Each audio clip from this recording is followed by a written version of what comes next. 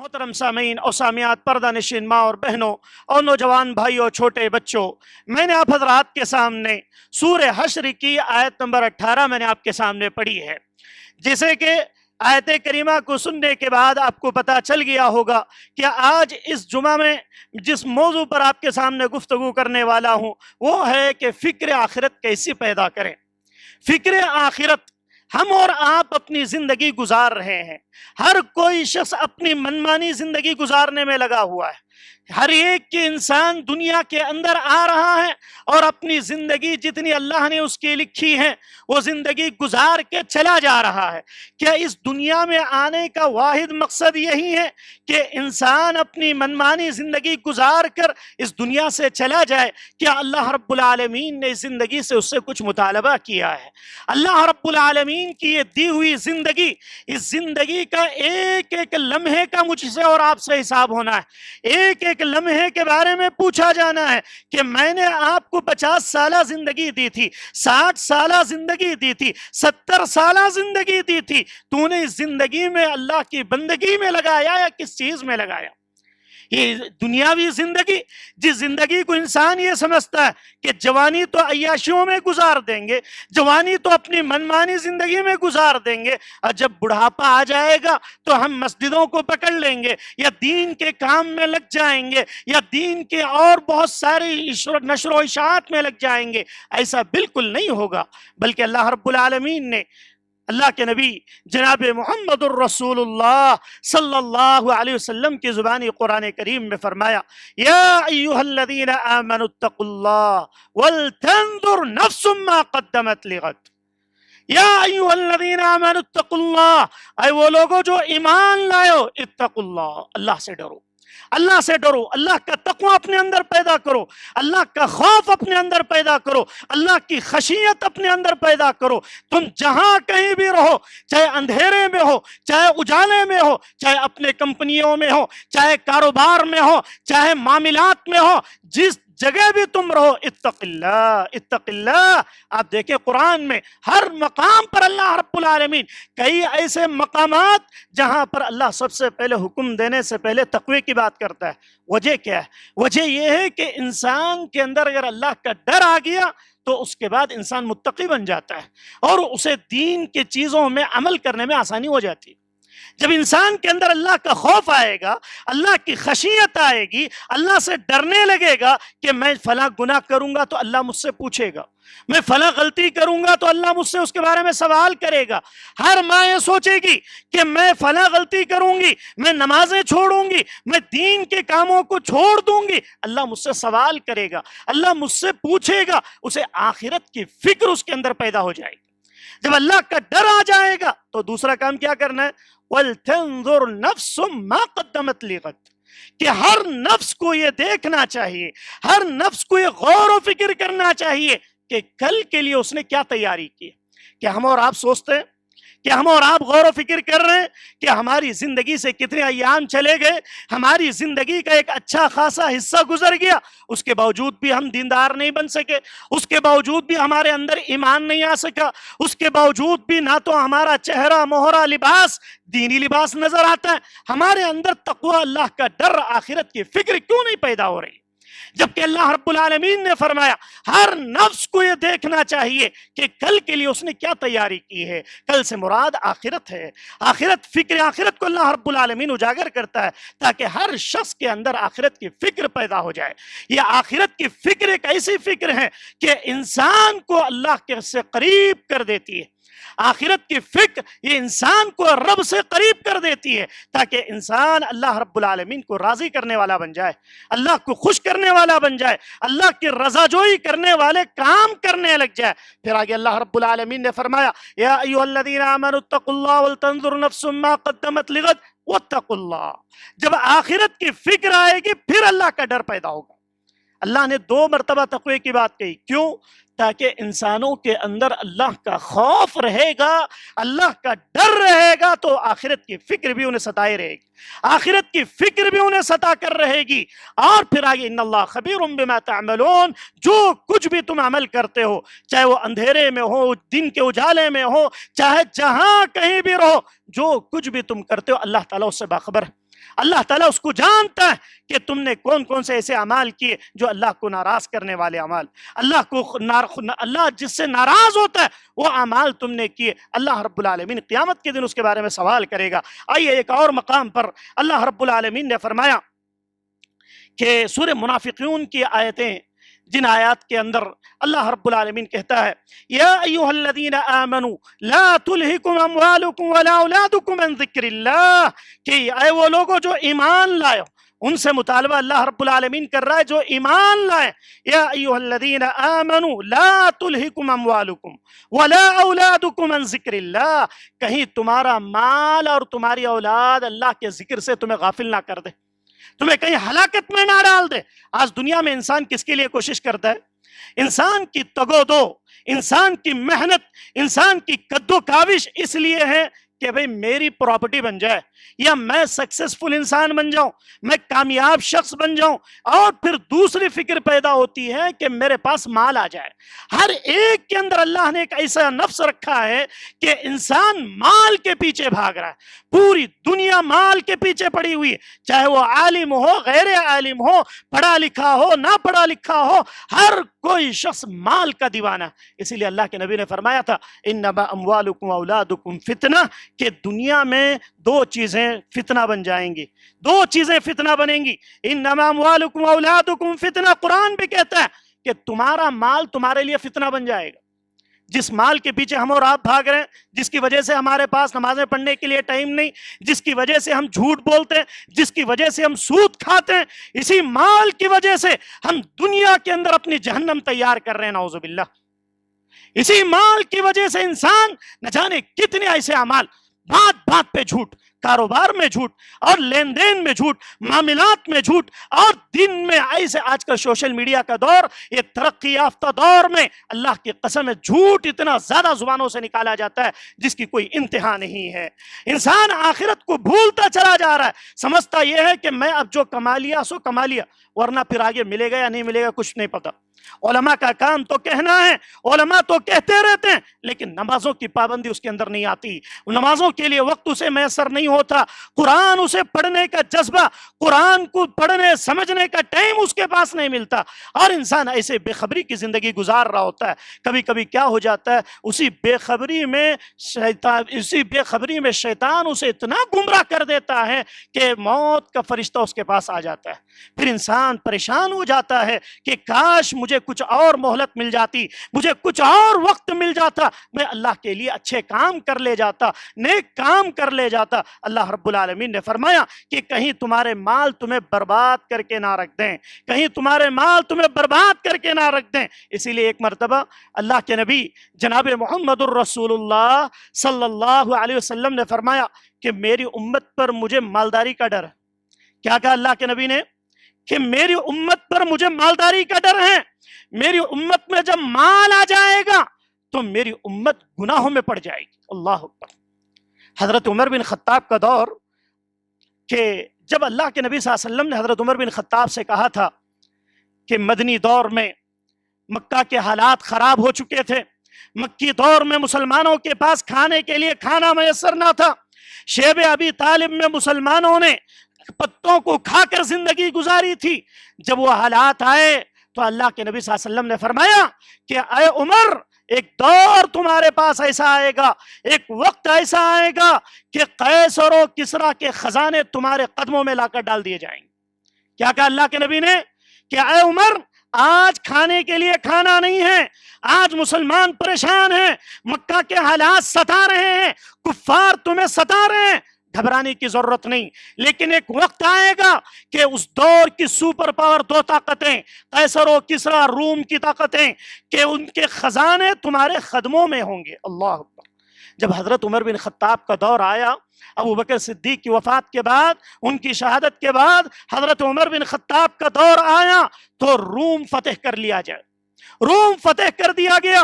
روم کے فاتح ہونے کے بعد قسطنطنیہ کے خزانہ حضرت عمر بن خطاب کے پاس مدینے میں لایا گیا۔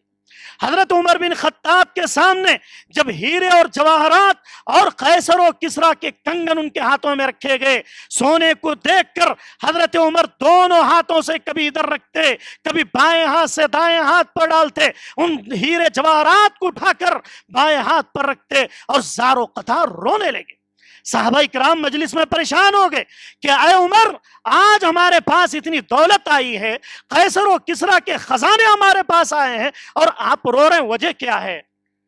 حضرت عمر بن خطاب نے کہا کہ لوگوں، اللہ کے نبی صلی اللہ علیہ وسلم کی وہ پیشن گوئی، اللہ کے نبی نے کہا تھا کہ قیصر و کسریٰ کے خزانے تمہارے قدموں میں آئیں گے، لیکن مجھے ایک اور حدیث یاد آ رہی ہے کہ اللہ کے نبی نے کہا تھا کہ جب مال آ جائے گا تو میری امت میں فتنے آ جائیں گے، میری امت فتنوں کا شکار ہو جائے گی، اور مجھے غریبی کا ڈر نہیں میری امت پر، میری امت پر مجھے مالداری کا ڈر ہے۔ اللہ اکبر۔ جب مال آ جائے گا تو لوگ اللہ کو بھول جائیں گے، اللہ کو بھول جائیں گے، آخرت کو بھول جائیں گے، ان کے اندر فکر آخرت نہیں ہوگی، جھوٹ بولنے میں انہیں کوئی مذائقہ نہیں ہوگا، سود کھانے میں انہیں کوئی مذائقہ نہیں ہوگا، کاروبار میں ہیرا پھیری کرنے میں کوئی مذائقہ نہ ہوگا، ناپ تول میں کمی کرنے میں کوئی مذائقہ نہ ہوگا۔ اور آپ ہم سمجھتے ہیں کہ چھوٹے چھوٹے گناہ ہیں، یہ کریں گے نہیں تو بزنس نہیں چلے گا، یہ کریں گے نہیں تو ہمارا مال نہیں بڑھے گا، یہ کریں گے نہیں تو ہماری کمپنی نہیں چلے گی۔ آپ کو معلوم ہے انہی ایک ایک گناہوں کی وجہ سے اللہ تعالیٰ پوری قوموں کو تباہ کر دیتا ہے۔ وَيْلٌ لِّلْمُطَفِّفِينَ الَّذِينَ إِذَا اكْتَالُوا عَلَى النَّاسِ يَسْتَوْفُونَ وَإِذَا كَالُوهُمْ أَوْ وَزَنُوهُمْ يُخْسِرُونَ کہ ایک گناہ قوم شعیب کا کیا کام تھا ان کا؟ جب وہ کاروبار کرتے تھے تو ناپ تول میں کمی کر دیتے تھے، ناپ تول میں کمی۔ اللہ کے نبی شعیب علیہ السلام نے سمجھایا کرتے کہ اپنی قوم کو سمجھائیں کہ ناپ تول میں کمی نہ کریں۔ اللہ نے پوری سورت نازل کر دی انہی کے تعلق سے، وَيْلٌ لِّلْمُطَفِّفِينَ، ویل ہے مطففین کے لیے۔ کون لوگ؟ الَّذِينَ إِذَا اكْتَالُوا عَلَى النَّاسِ يَسْتَوْفُونَ جب لوگوں سے لینا ہوتا ہے تو پورا لیتے ہیں، اور جب دینے کی باری آتی ہے تو اس میں ڈنڈی مارتے ہیں۔ اللہ اکبر۔ اسی ایک گناہ کی وجہ سے اللہ نے پوری قوم کو تباہ کر دیا۔ آج ہمارے اندر کتنے گناہ ایسے ہیں کہ ہمیں آخرت کا ڈر نہیں ہے، کہ ہمیں آخرت کی فکر نہیں ستاتی، کیا ہمیں آخرت کا عذاب، آخر قیامت کے ہولناک کیا ہمیں عذاب نہیں ڈراتی، کہ ہمارے اندر اللہ کا خوف کب پیدا ہو، ہمارے اندر اللہ کا ڈر کب پیدا ہو، کہ آخرت کے سامنے اللہ کے سامنے جواب دہی کا ڈر کب کیسے پیدا ہوگا۔ حضرت معاذ بن جبل رضی اللہ عنہ کون نہیں جانتا؟ حضرت معاذ بن جبل جیسا انسان، ایجوکیٹڈ انسان، حضرت معاذ اس دور کے ایجوکیٹڈ، جب یمن کو تبلیغ کے لیے بھیجنے کی بات آئی، اللہ کے نبی نے کیا کہا کہ صحابہ میں اچھے پڑھے لکھے صحابہ اکرام میں جو سب سے ٹیلنٹڈ حضرت معاذ بن جبل کو یمن بھیجا جائے۔ یمن اس دور میں یمن کے لوگ پڑھے لکھے لوگ تھے، ایجوکیٹڈ لوگ تھے۔ اللہ کے نبی نے کہا کہ اے معاذ، آپ کو یمن بھیجا جا رہا ہے، آپ یمن جا کر دعوت و تبلیغ کا کام کریں۔ حضرت معاذ رضی اللہ عنہ جب یمن گئے تو وہاں پر انہوں نے ایسی دعوت و تبلیغ کا کام کیا کہ پورا یمن سدھر گیا، پورا یمن کے اندر ایمان کی شمع جلنے لگی۔ وہ معاذ، اس معاذ کے بارے میں اللہ کے نبی صلی اللہ علیہ وسلم کیا کہتے ہیں کہ اے معاذ، کیا بات ہے کہ ایک مرتبہ کا واقعہ ہے، حضرت معاذ بن جبل رضی اللہ عنہ جو عرب کے اتنے ہٹے کٹے نوجوان، ان کی طبیعت بگڑ گئی اور اندر ہی اندر جو ہے کمزور ہوتے جا رہے تھے۔ اللہ کے نبی نے پوچھا کہ اے معاذ، کیا بات ہے کہ آپ اتنے ہٹے کٹے لہیم شہیم نوجوان ہیں لیکن آپ کی طبیعت میں کمزوری آ رہی، وجہ کیا ہے؟ حضرت معاذ بن جبل رضی اللہ عنہ نے کہا کہ اللہ کے نبی، مجھے آخرت کی فکر ستا رہی ہے۔ کیا کہہ رہے ہیں؟ اے اللہ کے نبی، مجھے آخرت کی فکر ستا رہی ہے، اس فکر کی وجہ سے میں دبلا ہوتے جا رہا ہوں۔ اللہ اکبر۔ آج ہمیں کیا حال ہے؟ ہمارا کیا حال ہے کہ وہ معاذ، جس معاذ کے علم کے قائل اللہ کے نبی جناب محمد رسول اللہ صلی اللہ علیہ وسلم، وہ معاذ جس معاذ کو جنت کی بشارت دی گئی، رضی اللہ عنہم ورضوا عنہ کا لقب دیا گیا، اس معاذ کا عالم یہ ہے کہ آخرت کی فکر انہیں ستا رہی ہے، آخرت کی فکر لیے ہوئے اندر ہی اندر گھلتے چلے جا رہے ہیں کہ اللہ کے نبی، میرا آخرت میں کیا بنے گا، میری حالت کیا ہوگی۔ اے اللہ کے نبی، یہ سوچ کے میں پریشان ہو رہا ہوں، اے نبی میں یہ سوچ کے پریشان ہو رہا ہوں۔ اللہ اکبر. حضرت معاذ بن جبل رضی اللہ عنہ اور ان کی زندگی، اللہ اکبر، ایسے صحابہ کا عالم یہ تھا کہ وہ اپنی زندگیوں میں آخرت کی فکر کو لے کر چلتے تھے. آج مجھے اور آپ کو بھی آخرت کی فکر کے ساتھ زندگی گزارنا چاہیے. جب فکر ہوگی تو انسان کیا کرے گا؟ ہر کام کرنے سے پہلے، ہر چیز کرنے سے پہلے کیا کرے گا؟ وہ اللہ کا ڈر اپنے اندر پیدا کرے گا، اللہ کا خوف، اللہ کی خشیت، اللہ کی للہیت اپنے اندر لائے گا. جب اللہ کا ڈر آئے گا تو انسان اچھے کام کرنے لگے گا. جب انسان جو ہے نیک کام کرنے لگتا ہے تو انسان کے اندر اللہ کا ڈر پیدا ہو جاتا ہے، اللہ کا خوف پیدا ہو جاتا ہے، اللہ کی خشیت پیدا ہو جاتی ہے. ایک مرتبہ کا واقعہ ہے کہ اللہ کے نبی جناب محمد الرسول اللہ صلی اللہ علیہ وسلم نے جب دیکھا کہ حضرت سعد رضی اللہ تعالی عنہ، وہ سعد جس سعد کے بارے میں کیا کہنا کہ وہ سعد جب ان کا انتقال ہوا تو اہتز العرش، عرش جو ہے جنبش کرنے لگا، اہتز العرش، عرش جو ہے جنبش کرنے لگا.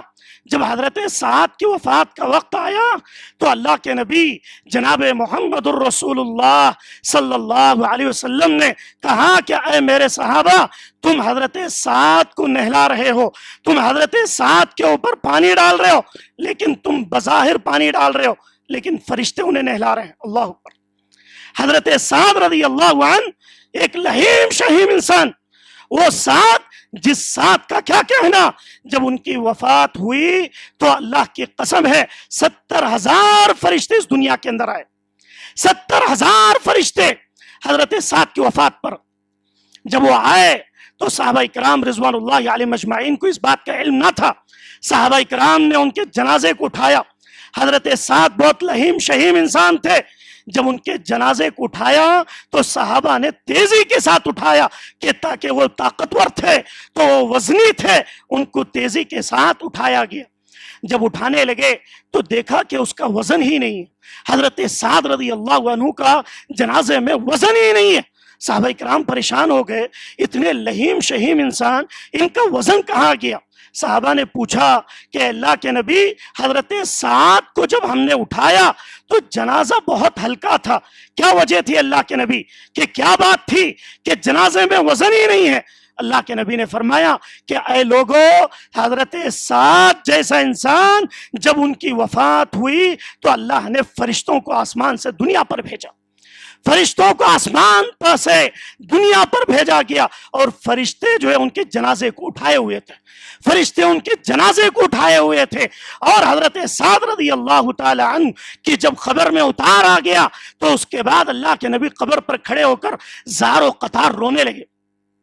اللہ کے نبی رونے لگے. صحابہ کرام نے پوچھا کہ اللہ کے نبی، جن کے جنازے میں فرشتے آئے ہوں، جن کے جنازے کو فرشتوں نے اٹھایا ہوا ہو، اس جنازے کے جب قبر میں رکھا گیا تو اللہ کے نبی آپ رو رہے ہیں، آپ ان کے لیے اتنی لمبی دعا کر رہے ہیں؟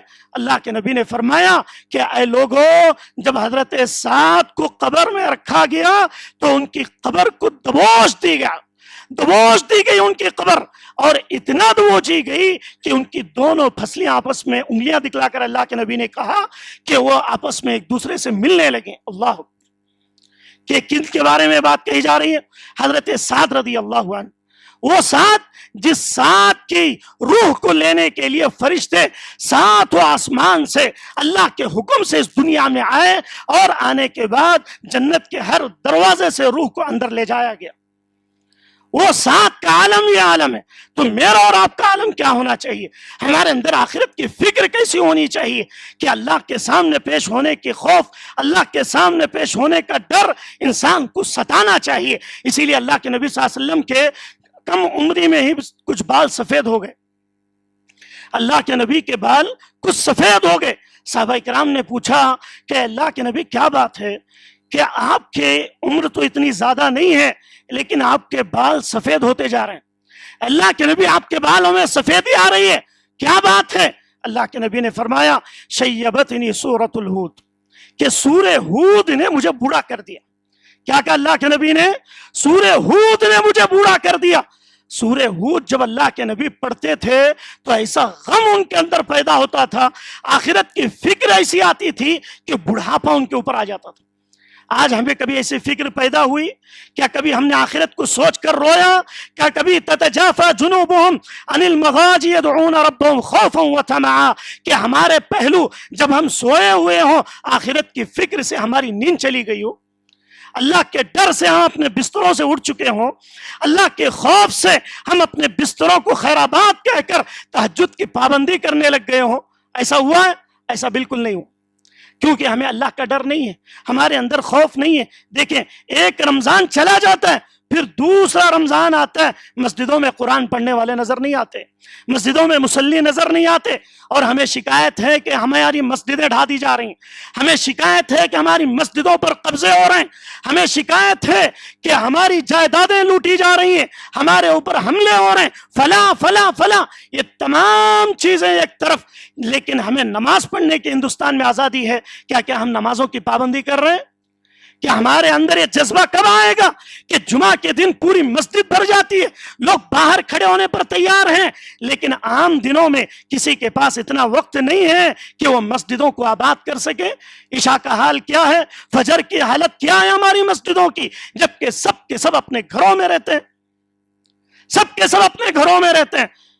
اللہ کو یاد کر کے، اللہ کا ڈر، اللہ کا خوف اپنے اندر پیدا کر کے کبھی ہم نے اپنے گرم بستروں کو چھوڑ کر مسجدوں کی رخ کیا؟ کیا کبھی ہم نے ٹھنڈے پانی سے وضو کر کے فجر کی نماز پڑھ کے اللہ کے سامنے روتے ہوئے گڑ گڑاتے ہوئے کبھی ہم نے مانگا؟ نہیں مانگا۔ ہماری صبح ہوتی ہے 9-10 بجے اور ہم چاہتے ہیں کہ ہمارے کاروبار میں برکت ہو جائے۔ اللہ کے نبی نے فرمایا البکو البرکت فی بکورنا، اللہ نے ہماری صبح میں برکتیں رکھی ہیں۔ اللہ کے نبی کیا کہتے ہیں؟ صبح ہمیں ہماری برکتیں رکھی گئی۔ ہماری صبح کب ہو رہی ہے؟ سورج نکلنے کے بعد، ضحیٰ میں۔ وہ ضحیٰ، سورج کی قسم، سورج کب نکلتا ہے؟ جب نکل کر پورا چمکنے لگتا ہے تو چمچمانے لگتا ہے، اس وقت ہماری آنکھیں کھلتی ہیں۔ اللہ کا نبی کہتا ہے کہ تم کاروبار کرو تو صبح کا اولی وقت کو اپنایا کرو۔ آج ہم دنیا کے لیے اتنے پریشان کن نظر آتے ہیں۔ آخرت کی فکر لے کر جینے کی ضرورت ہے۔ آخرت کی فکر اگر ہماری زندگی میں آ گئی تو اللہ کی قسم ہے، اللہ نے قرآن مجید کے اندر ایک اور مقام پر فرمایا یا قوم انما هذه الحیات الدنیا متاع وان الاخرۃ هی دار القرار، کہ لوگوں یہ دنیا کی زندگی یہ سامان ہے۔ کیا کہا اللہ نے؟ یہ دنیا کی زندگی چند دن کا سامان ہے، اصل زندگی کیا؟ یہ دار القرار، آخرت کی زندگی اصل ہے، آخرت کی زندگی اصل ہے۔ اس زندگی کے لیے مجھے اور آپ کو تیاری کرنی ہے، اس زندگی کے لیے ہمیں آپ کو تیار کرنا ہے کہ انسان دیکھے اللہ کے نبی نے کیا کہا۔ اللہ کے نبی صلی اللہ علیہ وسلم نے فرمایا ان اعمار امتی بین 60 و 70، میری امت کی زندگیاں کتنی ہیں، میری امت کی عمریں کتنی ہوں گی؟ بین 60 و 70، 60 اور 70 کے درمیان ہوں گی۔ کیا کہ اللہ کے نبی نے ان اعمار امتی بین 60 و 70، میری امت کی عمریں 60 اور 70 کے درمیان ہوں گی، اس سے پہلے لوگوں کو دنیا سے اٹھا لیا جائے گا۔ اللہ کے نبی کی حدیث، اللہ کے نبی صلی اللہ علیہ وسلم کی عمر 63 سال میں اس دنیا سے چلے گئے۔ تو پہلے کی قوموں میں عمریں زیادہ تھیں، اس قوم کی عمریں کم کر دی گئیں۔ لیکن آج کا حال کیا ہے؟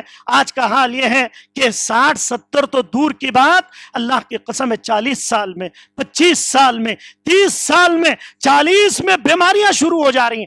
ہر گھر میں بیماریاں، ہر شخص پریشان، کوئی شوگر کا مریض، کوئی بی پی کا مریض، کوئی کینسر کا مریض، کوئی نہ جانے کتنی مائیں بہنیں مرض کے شکار ہیں۔ یہ سب کیا ہے؟ یہ سب قیامت کو یاد دلانے والی چیزیں، آخرت کو یاد دلایا جا رہا ہے کہ تمہاری زندگی ختم ہونے کو ہے، تم دنیا کے پیچھے بھاگ رہے ہو، یہ تمہاری زندگی کے آخری ایام چل رہے ہیں، اب تو سدھر جائیں، اب تو سنبھل جائیں، اب تو ہوش کے ناخن لے لیں۔ اللہ رب العالمین نے سمجھانے کے لیے سب چیزیں کرتا ہے تاکہ امت کے اندر یہ فکر پیدا ہو جائے، آخرت کی فکر، آخرت کا خوف، آخرت کی خشیت پیدا ہو جائے۔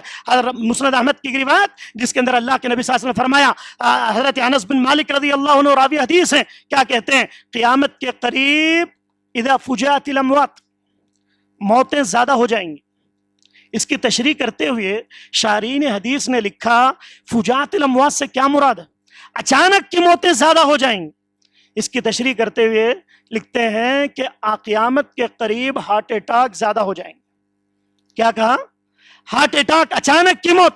اچھا خاصا انسان، کھاتا پیتا اچھا ہٹا کٹا نوجوان، لیکن باہر اٹھا گیا، سینے میں درد ہوا، مر گیا 40 سال میں، 30 سال میں. اور آپ اب تعجب کریں گے 15 20 سال کے بچے اس دنیا سے چلے جا رہے ہیں. قیامت کے قریب یہ موتیں زیادہ ہو جائیں گی. اللہ کے نبی صلی اللہ علیہ وسلم نے بات اس لیے کہی تاکہ امت کے اندر یہ جو دنیا طلبی، دنیا کے پیچھے ہم پورا ہاتھ دھو کر پڑے ہوئے ہیں، اس کو چھوڑ کر آخرت کی فکر اپنے اندر پیدا کریں. آخرت کی فکر اپنے اندر احساس پیدا کر لیں. اس کے لیے چند چیزیں کرنے کی ضرورت ہے جس کے ذریعے سے انسان جو ہے آخرت کی فکر، آخرت کا احساس اپنے دل میں پیدا کرے.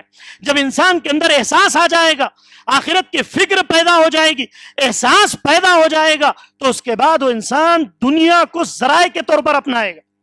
دنیا کو ذرائع کے طور پر اپنانا جائز ہے، دنیا کو اصل سمجھ کے اپنانا یہ جائز نہیں ہے. کہ انسان دنیا بھی کمائے اور آخرت بھی کمائے، دنیا بھی حاصل کرے اور آخرت بھی حاصل کرے، لیکن اصل اس کا مقصود کیا ہونا چاہیے؟ یہ دار الاخرہ، آخرت جو اصل ٹھکانہ ہے وہ ٹھکانہ اسے یاد رہنا چاہیے.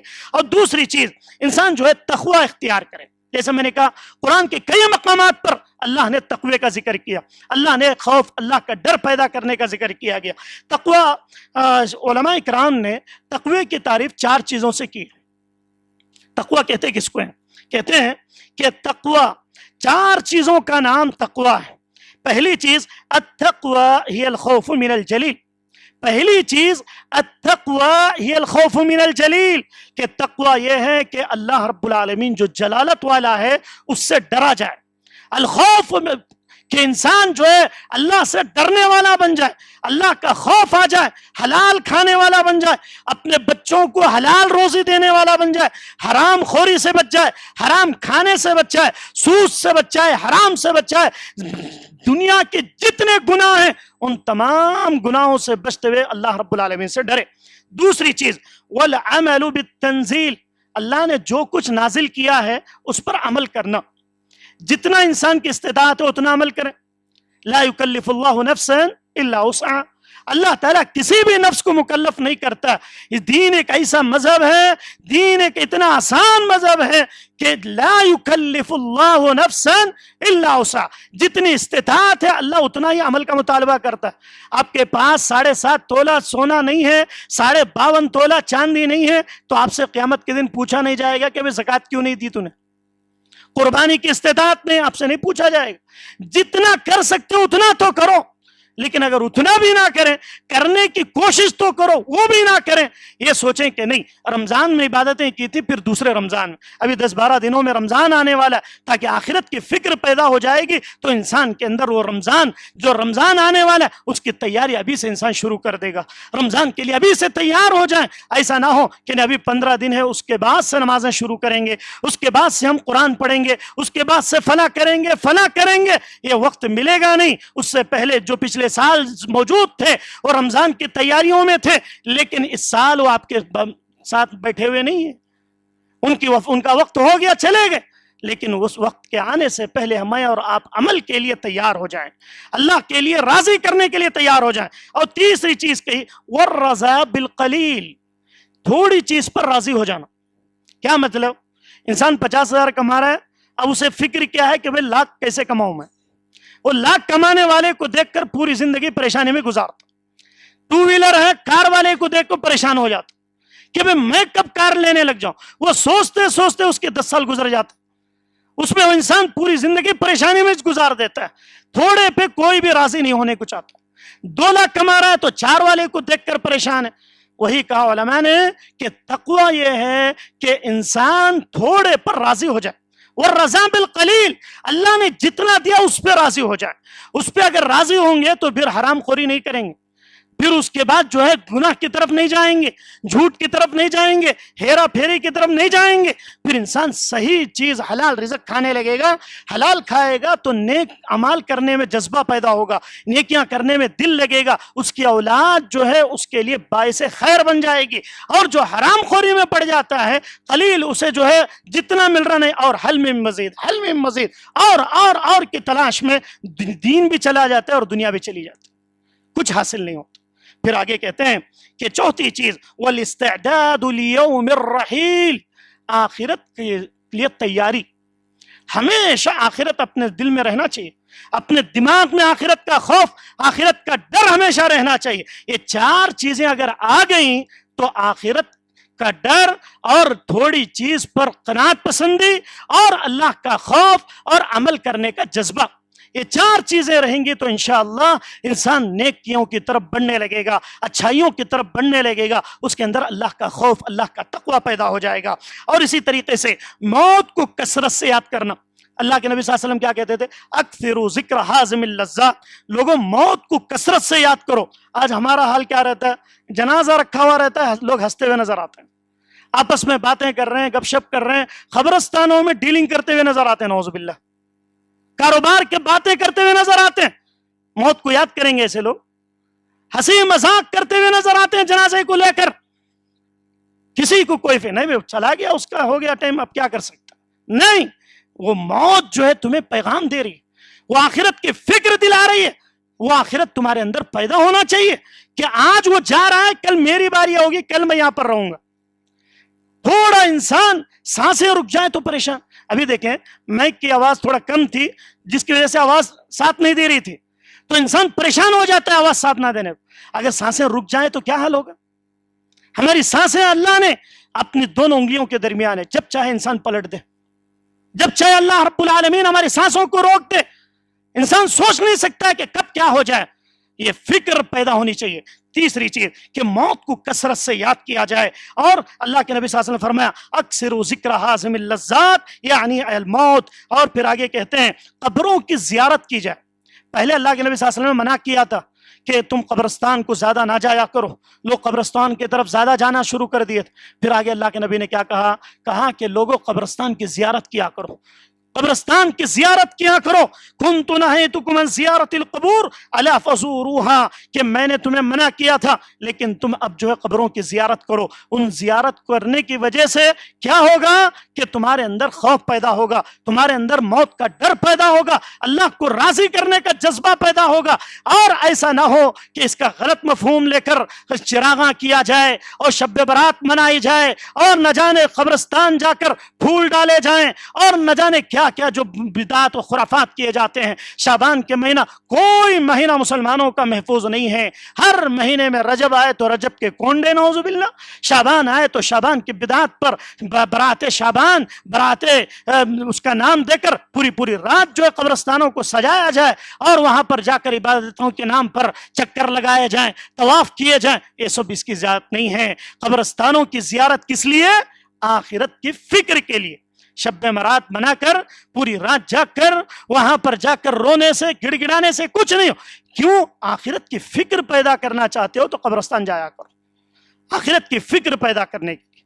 پھر آگے اللہ کے نبی صلی اللہ علیہ وسلم نے اور کئی باتیں کہیں، جیسے کہا فَإِنَّهَا تُرْقُ الْقَلْبَ، جب قبرستان جاؤ گے تو تمہارا دل نرم پڑ جائے گا، تمہارے دل کے اندر رقت آ جائے گی، تمہیں رونا آئے گا. کیا کبھی ہم نے سوچا کہ کبھی اللہ کے سامنے ہم نے روئے؟ اللہ کے سامنے کبھی ہم نے گڑ گڑایا ہے؟ اللہ کے نبی کہتے ہیں فَإِنَّا تَرَقُّ الْقَلْبِ، کہ تمہارا دل جو ہے نرم ہو جائے گا قبروں کو دیکھ کر. پھر آگے فرمایا کہ وَتُدْمِعُ الْعَيْنِ، تمہاری آنکھوں سے آنسو جاری ہو جائیں گے، تم رونے لگ جاؤ گے قبرستان کو دیکھ کر. اور وَتُذْكِرُ الْآخِرَةَ، اور آخرت تمہیں یاد آئے گی. اور پھر آگے اللہ کے نبی صلی اللہ علیہ وسلم نے ترمذی کی روایت میں صحیح الجامع میں بھی یہ روایت پیش کی ہے کہ جیسے حضرت عثمان بن عفان کا حال کیا تھا. حضرت عثمان قبرستان کی طرف جاتے، قبر کو دیکھتے تو اتنا روتے کہ ان کی داڑھی مبارک تر ہو جاتی تھی، ان کی داڑھی مبارک تر ہو جاتی تھی. لوگوں نے پوچھا کہ اے عثمان، آپ جو ہے جنت جہنم کا ذکر ہوتا ہے، جہنم کی ہولناکیوں کا ذکر ہوتا ہے، اتنا نہیں روتے، لیکن قبرستان کو دیکھ کر اتنا کیوں روتے ہیں؟ قبر کو دیکھتے ہیں تو رو رو کر آپ کی داڑھی تر ہو جاتی ہے. اور حضرت عثمان کی داڑھی اتنی لمبی، اور حضرت عثمان لہیم شہیم انسان جن سے فرشتے شرماتے. آج کی طرح ہماری طرح داڑیاں نہیں کہ شارٹ کٹ داڑیاں، اسٹائلش داڑیاں. نوجوان داڑیاں کیسے رکھ رہے ہیں آج کل، نعوذ باللہ. داڑیاں رکھنے سے بھی نہ رکھنا بہتر، ایسے حالات ہیں. ہماری داڑیاں ایسی ہو گئی ہیں کہ افسوس کرنا پڑتا ہے کہ اللہ کی قسم ہمارا چہرہ یہودیوں والا چہرہ ہو گیا. من تشبہ بقوم فہو منہم، کہ جس قوم کی تم مشابہت کرو گے، مرو گے تو اسی قوم سے تمہیں اٹھایا جائے. جس کے مشابہ تم لوگ ہوں گے۔ حضرت عثمان کی داڑھی تر ہو جایا کرتی تھی، وہ کہتے تھے کہ قبر جو ہے پہلی منزل ہے آخرت کی منزل سے پہلے، تو اگر یہاں پر امتحان میں کامیاب ہو گئے تو ہم آخرت میں اللہ کے سامنے جواب دہ ہوں گے۔ تو اس کو سوچ کر میں ڈرتا ہوں کہ جب میں اندر جاؤں گا، جب مجھ سے سوال جواب کیا جائے گا تو میں کیا جواب دوں؟ حضرت عثمان جیسا انسان، کون سا عثمان؟ فرشتے جس سے شرما رہے، جس کا نام لے کر کہا گیا مشکات کی روایت میں، اے عثمان تم جنتی، اے ابو بکر تم جنتی، اے عمر تم جنتی، اے علی تم جنتی۔ 10 صحابہ کو اللہ نے نام لے لے کر کہا تم جنتی، ٹینشن مت لو، فکر مت کرو۔ ایسے لوگ قبر کو دیکھ کر رو رہے ہیں۔ ہم لوگ کیا کر رہے ہیں؟ قبرستان جا کو باتیں کر رہے ہیں، کئی دنوں کے بعد دوست ملے، کئی دنوں کے بعد رشتہ دار ملے، وہاں پر جا کر ملاقاتیں، خیر خیریت، سب کاروبار، ہر چیز ہو رہا ہے، نعوذ باللہ۔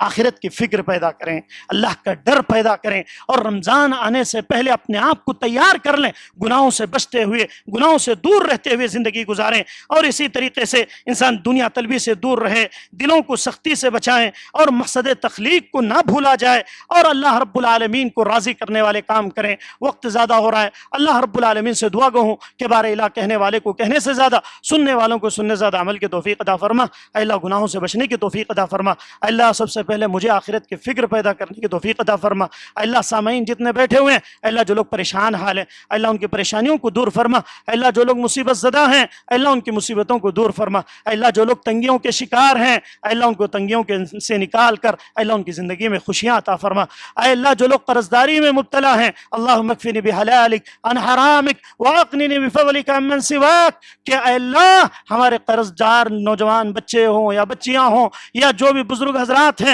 قرض کا ایسا ایک چیز ہے کہ انسان جس کی وجہ سے پوری زندگی پریشان رہتا ہے، اے اللہ قرض داری سے دور رکھ، اے اللہ قرض داری سے حفاظت فرما، اے اللہ سود خوری سے اے اللہ میری اور امت کی حفاظت فرما، اے اللہ امت کی حفاظت فرما۔ اے اللہ جتنے لوگ بیٹھے ہوئے ہیں، اے اللہ جو بھی بیمار ہیں، اے اللہ انہیں شفائے کاملہ عاجلہ عطا فرما، اے اللہ انہیں شفائے کاملہ عاجلہ عطا فرما۔ اے اللہ ہر گھر میں بیماریوں میں مبتلا ہیں، جتنی مائیں بہنیں سب آئی ہوئی ہیں، اے اللہ ان تمام کی زندگیوں میں اے اللہ صحت تندرستی عطا فرما۔ اے اللہ جن کے والدین اس دنیا سے جا چکے ہیں، اے اللہ تو نے جنت الفردوس میں اعلیٰ مقام نصیب فرما۔ اللہ جن کے والدین زندہ ہیں، اللہ تو نے ان کی خدمت کرنے کی توفیق عطا فرما۔ آمین۔ والسلام علیکم ورحمۃ اللہ وبرکاتہ۔